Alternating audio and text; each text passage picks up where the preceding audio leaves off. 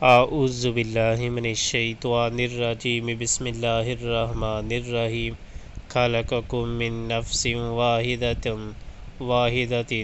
ثم جعل منها زوجها وانزل لکم من الانعام ثمانیۃ ازواج یخلقکم فی بطون امہاتکم خلقا من بعد خلق فی ظلمات ثلاث ذالکم اللہ ربکم لہ الملک لا الہ الا ہوا فأنا تصرفون۔